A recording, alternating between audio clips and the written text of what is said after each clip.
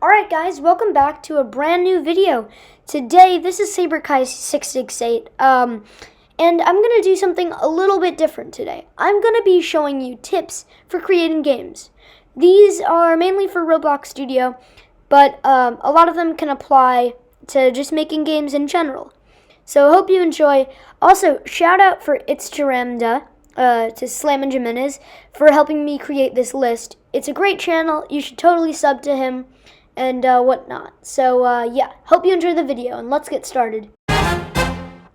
Okay, so the first tip is get together an entire team. Because the process of making a game is extremely tedious on Roblox Studio or not.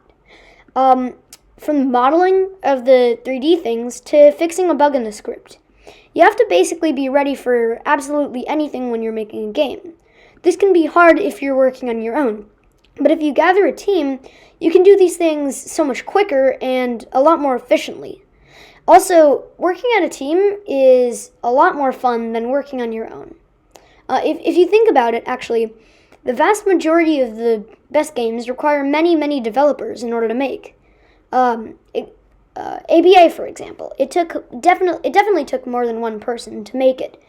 This tip also applies to games outside of Roblox. For example, The Legend of Zelda was made with a huge team, and if you're struggling to find a team, you can contact your friends and ask if they're interested in making a game. But if they say no, then you can look on some websites to find developers who might be willing to help you make your game. My second tip is to make the game thumbnails look nice. You might think that the design of a thumbnail isn't that important and that it's the content of the game that matters. Well, I agree that the content of the game definitely matters, but thumbnails are extremely important. A good thumbnail is usually visually appealing and flashy, and it also says a lot about the game. Thumbnails are usually very hard to create because you have to sum up your entire game in just a few pictures. If it's a quick thumbnail, which doesn't look like amazing, you probably won't get as many players as you would like. One tip about making thumbnails actually is using as little text as possible, like obviously aside from the game logo though. If you do need text though, make it big, but not like too big. Give it a little bit of an outline, and also put it towards the top so that the main focus is usually the middle of the thumbnail. So, yeah. Alright, so my next tip is to have good music. When people usually come into the game, they usually want good music. Because good music, if you do it right, could bring out the game totally. One thing about music, though, is that the players will probably want to focus on the game, so don't make the music like too loud or distracting or anything like that. Just make it sort of there in the background. Like if you're making a nature game, you could have sort of nature sounds, like birds chirping, crickets, doing whatever crickets do, stuff like that. And if you're making like a battle royale game, you might want some like fighting music that's a little bit like more instrumental and more, it just sounds a lot like more fighting-ish, I guess. Okay, so my next tip is to have unique GUIs, because you'll need unique GUIs if you want to make your game a hit.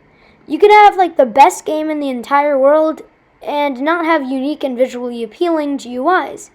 If that is the case, you'll probably have half of the players that you could have had, I'd say. You would really need to have unique and visually appealing GUIs in order to have a game at its full potential, maybe. Solid color GUIs are very nice and very simple. However, if you want to have more like complex GUIs, you can roundify them using UI corners and UI gradients, or using like coloring them with UI gradients.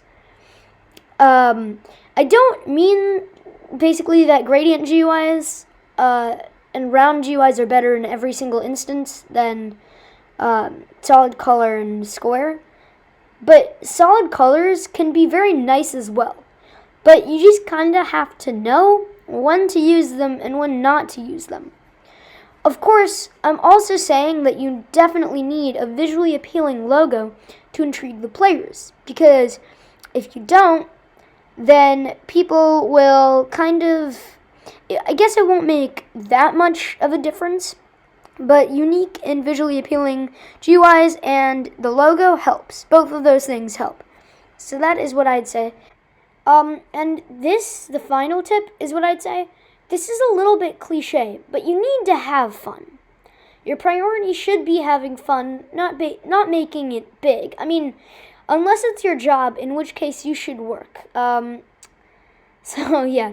But if your priority is making it big, and you don't, I mean, that's fine, but like, you still might be disappointed because that was like your drive. But if you had fun and you don't make it big, you still might be disappointed, but at least you had fun making it, and that was your focus. Making games should never be a chore. I mean, like, unless it's like your job, in which case, I mean, anyway, only build or script or design when you want to. Never, like, force yourself to work on the game if you're not having fun making it. Anyway, those are my 5 tips for making games. Most of them applied to games in general, but they were mostly supposed to be for Roblox Studio. But if you enjoyed the video, make sure to like and subscribe. There definitely will be more content coming out, and it's also really supportive.